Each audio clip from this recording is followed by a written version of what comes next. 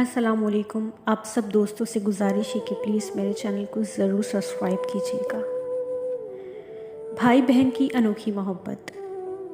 अम्मा देख लो, मैं कब से घर आया हुआ हूँ, भूख से बुरा हाल है मेरा, अभी तक खाना गर्म करके नहीं लाई आपकी लाडली। बहन कहती है, भाई ये देखो शर्ट पर हल्का सा दाग वैसे ही वैसे है।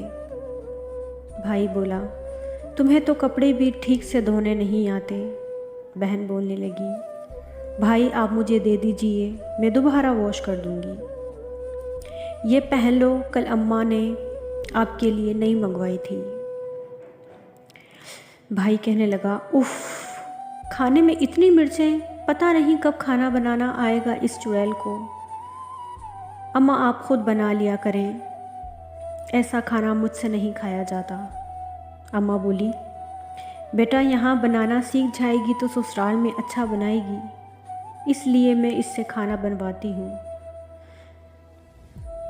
बेटा बोलने लगा, मतलब इसकी शादी तक बर्दाश्त करना पड़ेगा। अब अम्मा मुझे घूरने लगी। पता ही नहीं चला कब वक्त गुज़र गया और इस चुड़ैल की शादी का दिन आ गया। सुबह ऐसा लग रहा था जैसे कुछ मुझसे छीनने वाला है। वही बहन जिससे वक्त वक्त पर बात बात पर लड़ा करता था, आज जान से प्यारी लग रही थी। आज सिर्फ इसकी फ़िक्र थी। फिर रुखसती का टाइम आया, खुद बच्चों की तरह से रोते रोते उसे देख रहा था। ऐसा लग रहा था कि मेरी दुनिया ही लुट गई हो। हर वक्त बहनों से लड़ लड़ के जब ये वक्त आता है, जैसे जिस्म से जान ही निकल जाती है।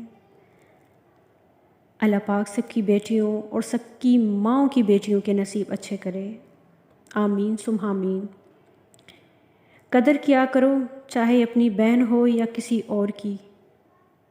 बहन बहन होती है। अगर आपको मेरी स्टोरी अच्छी लगी हो तो प्लीज़ मेरी स्टोरी को लाइक ज़रूर कीजिएगा और मेरे चैनल को सब्सक्राइब ज़रूर कीजिएगा। शुक्रिया।